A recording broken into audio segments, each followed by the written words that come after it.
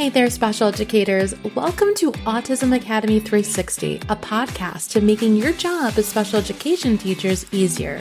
I'm Lisa. And I'm Abby, a behavior specialist. And together, we have over 25 years of special education experience. And I'm a veteran autism teacher. We both are passionate about empowering you with practical teaching strategies and actionable tips and tricks that will help you thrive in your role. Whether you're a seasoned educator looking for fresh insights, a newbie navigating your first classroom, or a parent of a neurodivergent child, this podcast is your go-to resource for all things autism. So let's get started with today's episode. Hey, it's Abby. In this episode, we are going to talk about how we can really figure out what kids will really work for. Now, we are going to talk all about preference assessments in this episode. But before we really dive in, I just want to remind you about the 4 functions of behavior. So the 4 reasons why behavior occurs. And it could be attention, so that is positive or negative attention. Escape, they're trying to get out of an area, location. Demand, access to a tangible, so to a physical item, or a sensory behavior. Now, when we are doing preference assessments, we are really looking mostly at those tangible items. So this is just something to keep in mind when you are doing the preference assessments.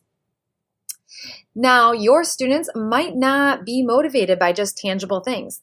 They might be more motivated by escaping the task. So how can you say, if you do X, Y, and Z, you can earn a pass to get out of doing the next worksheet? Just again, something to keep in mind. Also, it's important to note that just because a student might have a preference or show a preference for an item or for one item over the other, it does not necessarily mean that it's going to be motivating enough to change their behavior. So let me just give you a quick example. So if you were to put 2 desserts in front of me, maybe some ice cream or apple pie, I'm going to choose the ice cream, so that would be my preference. Now, if you're now going to ask me to mow the lawn in 90-degree weather and then I can get ice cream, I am not going to be motivated enough to mow the lawn just to get the ice cream. In that case, I am totally fine passing on both the ice cream and mowing the lawn. So just showing you that doesn't necessarily mean that a preference is going to be a reinforcer. So again, things just to keep in mind. If you want to learn more about functions, we talked all about it in episode 11, so that's something that you can go back and listen to. So what is a preference assessment? Maybe this is something you've heard about, you've used a little bit. So a preference assessment is really a systematic approach that helps you to identify what items or activities are going to be most preferred by your student. This is really used when we are trying to motivate a student or reinforce some type of replacement behavior, typically when students are engaging in problem behaviors.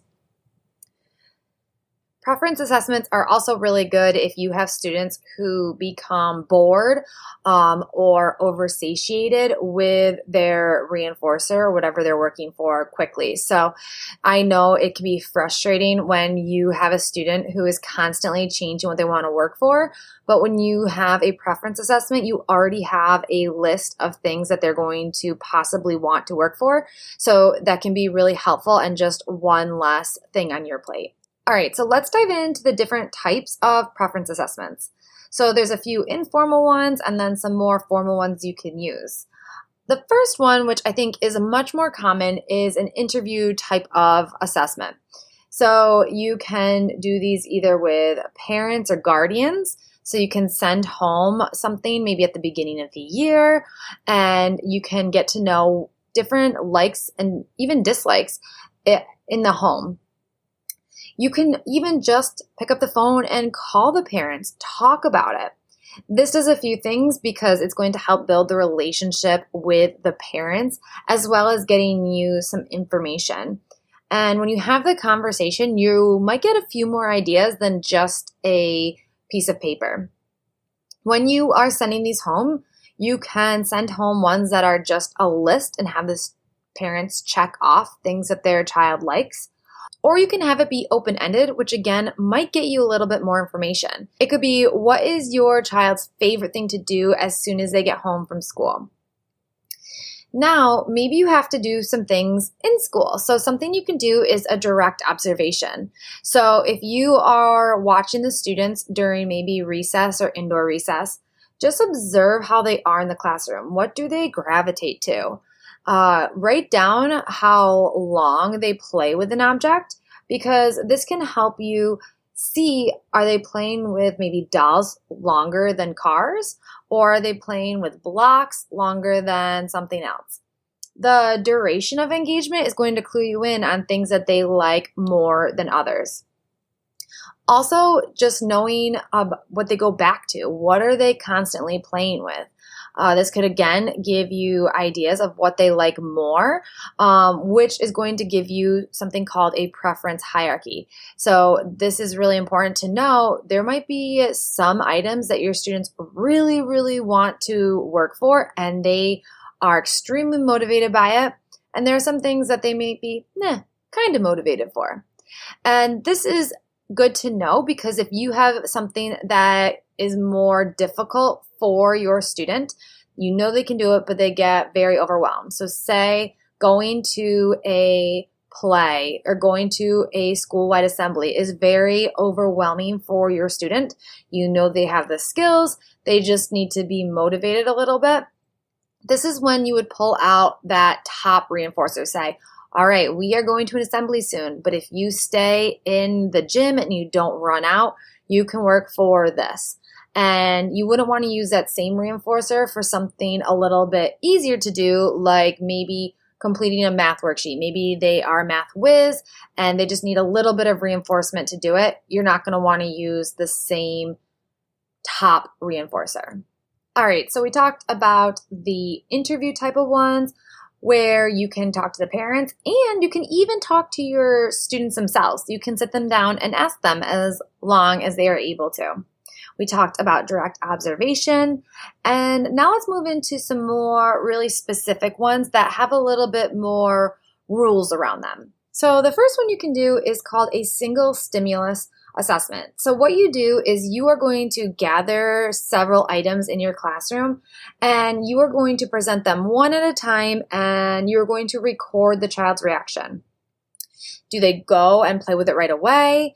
Do they push it off the table? Do they not engage with it? This is really important to see, when there's no distractions, what do they want to engage in? There are some downsides to this. Now, you might have a student who grabs anything that's put in front of them. This is going to give you a lot of false positives. So this might not be good for students who are just grabbing things. You also have to take one item away to present the next item. This again can cause some behaviors, which happens in a few of these, but that is just, again, something to think about. The next one you can do is a forced choice. So in this one, you are going to present two items, and you're going to ask the child to choose one. Now, there are some downsides to this one, of course, as well. You can only show two items at a time, so it's going to take a little bit longer. You might have students who have a side preference, so they might always grab the item most towards the right. So it's going to be hard for you to gauge, do they really want that, or is it just because it's on the right side?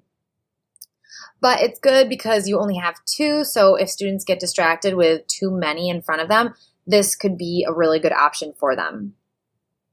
Now, the last one is the multiple stimulus assessment, and there are two different ways to do this, which we're not going to get into on this podcast episode, but you can present multiple items at one time and record the students' choices. Now, again, there's two different ways to do it, but it does take a bit more training, but these are great because they allow you to really get a good hierarchy of highest preference to the least preference. All right, now that we talked about the different types of assessments, when would you use these?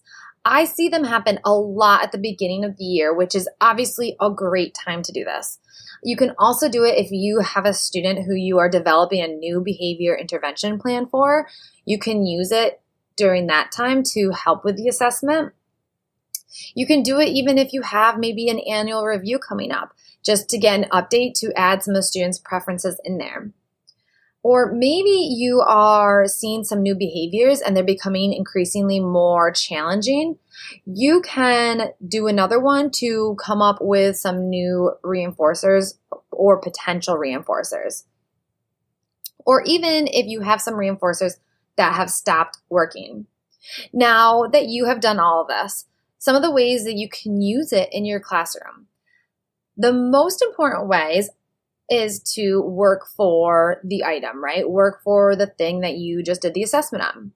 But what is really great is to use it with a choice board. So if you have a list of maybe 10 different preferences, take 4 of those and put them on a choice board. Allow the students to choose from a field of 4 different items of things that they want to work for. Don't give them that whole list of 10 because that can be overwhelming in itself, but give them like 4 or maybe even 2. This is going to help with a few things. If you have a student who is constantly trying to get control, this is giving them that control. Allowing students these micro choices throughout the day is so good for them building that autonomy and giving them that control that they might not have in most areas of their lives. It's also going to prevent students from getting bored or oversatiated with the reinforcer that they picked. I think the top issue or challenge with preference assessments is time. So I really save these for students who I might be struggling a little bit more with to identify what they want to work for, or if they are constantly changing and getting bored of their reinforcers or preferences. So those would be my 2 suggestions because you can't do this for every student, and that's okay. Now, another challenge might be, how do I collect the data on this? How do I do this, Abby? This is I want to try this. Don't worry. I never leave you hanging. I do have a preference assessment that you can use. You can send it home to parents. I have something that you can use with students. It also has different data sheets for that direct observation, the single stimulus, the forced choice, and the multiple stimulus. So it's going to show you exactly what to do in them, give you a data sheet, and make it super simple. And you can get that down in the show notes.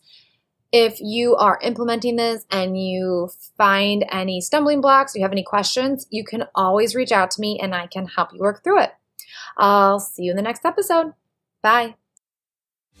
Thanks for tuning in to another episode of Autism Academy 360. We hope that you've gained some tips and motivation to fuel your week ahead. Before you go, don't forget to hit that follow button on your favorite podcast platform so you never miss an episode. If you want to show support, head to Apple Podcasts and leave your rating and review. Until next time, stay inspired, stay informed, and most importantly, stay connected. We'll catch you in the next episode.